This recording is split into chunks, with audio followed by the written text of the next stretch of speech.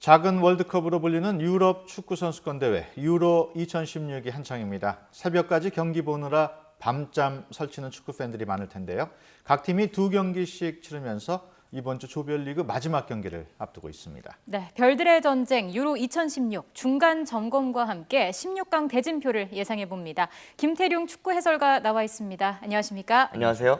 일단 오늘 새벽 경기 호나우두가 페널티킥을 실축을 했어요.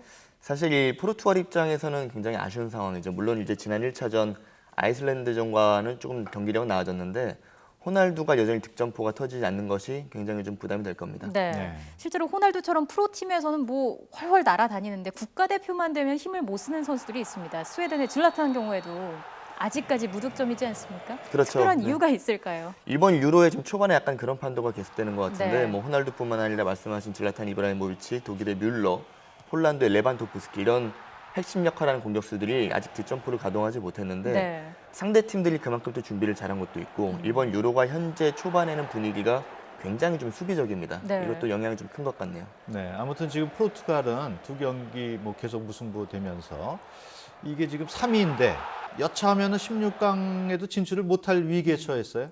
F조가 굉장히 좀 흥미롭게 됐어요. 당초 예상에는 우선 포르투갈, 그리고 오스트리아가 가장 유력할 것으로 예상을 했는데 현재 2라운드 끝났는데 오히려 헝가리와 아이슬란드가 지금 선두, 그다음에 2등을 지키고 있단 말이죠. 그러니까 네. 이런 부분들이 또 하나의 변수가 될 수 있겠는데 역시 포르투갈에게는 마지막 헝가리와의 경기가 굉장히 중요합니다. 이 경기 승리한다면 그래도 16강은 진출 가능성이 굉장히 높습니다. 네. 반면에 벨기에 같은 경우에는 이탈리아와의 첫 경기에서 좀 체면을 구겼던 면이 없잖아 있었는데 다시 또 화끈한 공격력을 선보였습니다. 어떻게 우승 후보 가운데 한 팀으로도 거론이 되고 있는데요. 어떻게 보십니까? 이탈리아는 사실 이번 본선 개막하기 전에 뭐 마르키시오 이런 주축 미드필드들이 모두 부상으로 빠지는 바람에 중원에 좀 공백이 예상돼서 다소 네. 이번에 좀 약한 것이 아니냐 이런 평가도 있었는데 굉장히 또 좋은 모습을 보였고요. 네. 벨기에 같은 경우는 오히려 진짜 참 이탈리아전 때 고전했지만 지난 바로 직전 경기였죠. 예. 아일랜드전에서는 3대0 대승을 거뒀는데 이 경기는 좋았어요. 왜냐면은 이선 자원들이 굉장히 잘 살아났습니다. 데브라이너, 아자르 이런 선수들이 역할을 해주면서 네. 아일랜드에게는 아주 쉽게 승리를 했던 결과를 만들어냈네요. 네. 지금까지 이제 각 팀들이 2경기씩을 모두 치렀습니다.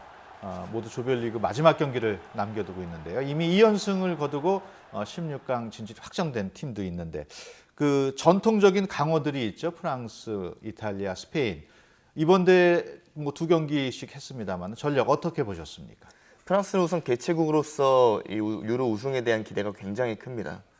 약간 출발은 불안한 느낌은 있었는데 그래도 앞선 2경기에서 모두 승리하면서 승점을 챙겼고요. 예. 스페인도 뭐 순항하는 모습, 그리고 말씀드린 이탈리아가 생각보다 굉장히 강력한 전력, 네. 자신들이 잘하는 부분을 잘 살리면서 올라가고 있는데 우선은 우승 후보들의 본격적인 싸움 역시 토너먼트 단계부터 시작이 되겠죠. 예, 프랑스, 이탈리아, 스페인 중에 네.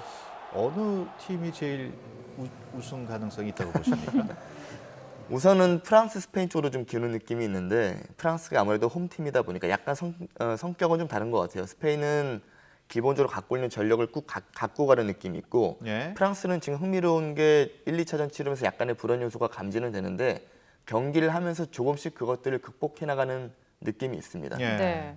자, 지난주에 펼쳐졌던 경기 중에서 특히나 잉글랜드와 웨일스의 경기가 많은 관심을 좀 끌었었는데 잉글랜드가 극적인 역전승을 거둬냈습니다. 어떻게 좀 이번 대회 기대해 봐도 좋을까요?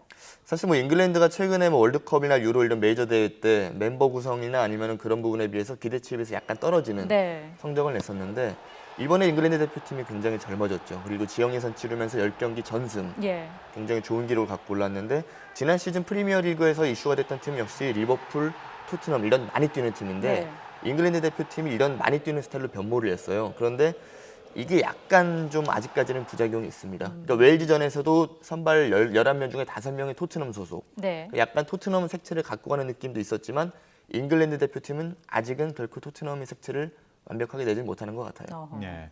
이번 대회를 분석을 해보면은 전반전보다 후반전에 골이 많이 터지는 것으로 분석이 되고 있습니다. 특히 전체 득점 가운데 30%가 종료 5분 전에 터졌다고 그래요?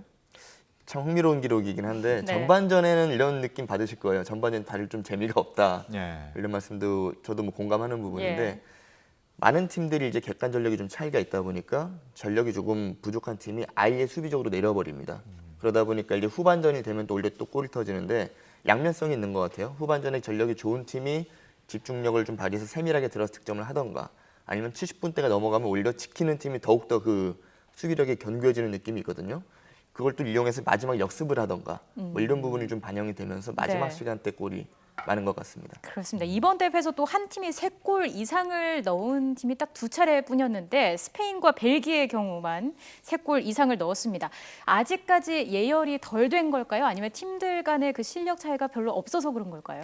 비슷한 맥락인 것 같아요. 일단은 조별리그다 보니까 말씀드린 대로 수비적인 부분이 더욱더 중요시하게 되고 네. 그리고 스페인, 벨기에 같은 경우는 이제 스페인은 터키를 맞아서 자신들의 장점인 기술적인 우세를 앞서서 완벽하게 세밀하게 득점을 뽑아낸 반면 네. 벨기에는 이제 이선전이 아까 말씀드린 대로 살아나면서 좋은 득점을 뽑았는데 아직은 조별리그 초반이다 보니까 이제 중반 넘어가는 시점이다 보니까 수비적으로 굉장히 조심스러운 형태가 운영되기 때문에 아마 득점이 좀 적은 것 같습니다. 네. 이번 대회 참가국이 24개국으로 늘어나면서 조 3위를 차지해도 16강에 오를 수 있다고 하는데 이게 변수가 될 수 있겠죠? 사실 이번 대회 가장 큰 변수 같습니다. 네. 전술적인 이런 형태 외에는 이 경기 외적인 변수가 말씀하신 것처럼 16개국에서 24개국으로 네. 늘어나면서 조 3위에도 올라갈 수 있어요. 그렇기 때문에 약한 팀이 오히려 더 수비에 치중하게 되는. 그러니까 예전 같았으면은 뭐 1승을 못하면 거의 다음 단계 못 올라가는 건데 지금은 산술적으로 산무를 해도 가능하긴 합니다. 네, 그렇기 때문에 더욱더 수비적인 형태를 많이 취하는 것 같습니다. 네. 현재까지 진행된 경기 중에서 최대 이변이라고 볼 만한 경기가 있을까요? 글쎄 일단 어느 정도 스코어에 나와서 나온 것 같은데 네. 이번에 팀은 좀 있는 것 같아요. F조가 가장 혼전인데 네. 역시 헝가리, 아슬란드 이런 국가들이 지금 굉장히 또 잘해주고 있고 네. 그 외에는 경기적인 이변은 아직까지는 크게 나타나진 않은 것 같습니다. 그렇군요. 가장 주목해야 할 팀을 꼽는다면 어떤 팀 골라주시겠습니까? 역시 우승 후보들 국가 외에 일단 우승 후보 국가들이 있겠고 뭐 프랑스, 독일, 스페인 이런 국가들이 있겠고요. 네. 추가적으로 개인적으로 좀 재밌게 보는 국가가 웨일스. 웨일스요. 그러니까 웨일스가 1승 1패긴 한데 충분히 올라간다면 더 높게 경쟁을 네. 갖고 갈 수 있는 팀이고 또 하나가 역시 있다면은 뭐 역시 이탈리아도 굉장히 좋은 팀이 될 수도 있겠고요. 하나는 덧붙자면은 폴란드입니다. 네. 지금 팀 얘기를 해주셨습니다만 이제 선수 개인으로 봤을 때 네. 가장 활약이 뛰어난 선수 또는 예상 밖에 아주 활약을 해준 선수 어떤 선수가 있을까요? 활약이 뛰어난 선수는 역시 프랑스의 파예죠. 어떻게 보면 예상 밖의 선수라고 또 연결이 될 수가 있는데 네. 파예가 사실 뭐 프랑스가 그동안 유로 준비하면서 평가전 단계에서는 그렇게까지 눈에 띄진 않는 선수였는데 지금은 프랑스 형제 언론에서 구원자라는 칭호를 들을 정도로 네. 뭐 2경기 연속 골을 뽑아냈으니까요. 예. 그리고 포르투갈의 난이도 지금 호날두는 부진하지만 난이는 그래도 생각보다는 잘해주고 있습니다. 자, 이번 주 조별리그 마지막 경기가 펼쳐지게 되는데 이제 16강을 가릴 수 있게 되지 않겠습니까? 네. 특히나 주목할 팀이 있다면 어떤 팀일까요? 16강을 이제 가리는 3차전 마지막 단계다 네. 보니까 이미 이승한 팀들은 마음이 굉장히 편하죠. 그렇죠. 하지만 이제 1승 1패인 팀들, 뭐 1무 1패인 팀들이 굉장히 고민거리가 될 텐데 역시 포르투갈, 네. F조가 너무나 혼전이다 보니까 예. 포르투갈이 이제 헝가리와 마지막 3차전을 치러야 되는데요. 이기면 올라갈 수 있습니다. 이기면 굉장히 올라갈 확률이 높기 때문에 그런 경기들이 주목이 역시 되죠. 네. 뭐 유럽 선수권 대회 축구 얘기를 했습니다만 지금 그 남미 월드컵이라고 하는 코파 아메리카 컵 대회가 지금 미국에서 열리고 네. 있습니다. 4강 대진표가 확정이 됐는데요. 어떻게 보셨습니까? 뭐 예상외에 저는 없었죠? 이 국내 팬들이 굉장히 힘들 것 같아요 요즘에. 네, 유로와 코파를 같이 보시니까. 네. 근데 미국이 올라갔고요 4강에, 콜롬비아가 올라갔고, 아르헨티나 그리고 칠레가 멕시코를 아주 대파하고 올라갔는데 네. 지금 아르헨티나가 지금까지 올라온 캠페인의 흐름으로 보면 굉장히 좋아요. 그리고 미국도 홈팀으로서 조별리그 첫 경기 콜롬비아전에 패했지만 경기력이 꾸준히 올라오고 있고요. 무엇보다 지금 8강에서 가장 주목됐던 경기가 이 칠레와 멕시코 경기였었는데 네. 7대0 너무 일방적인 결과가 나와 보여서 저도 네. 일단은 경기를 좀 다시 봐야 될 것 같은데 네.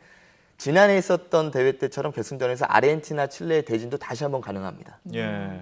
그래도 아르헨티나가 우승 가능성이 제일 높지 않습니까? 현재까지는 전력은 제일 안정적인 것 같아요. 근데 이때 변수들이 많으니까요. 네. 콜롬비아 페이스 좋고 칠레 살아났고 미국은 또 홈팀이고요.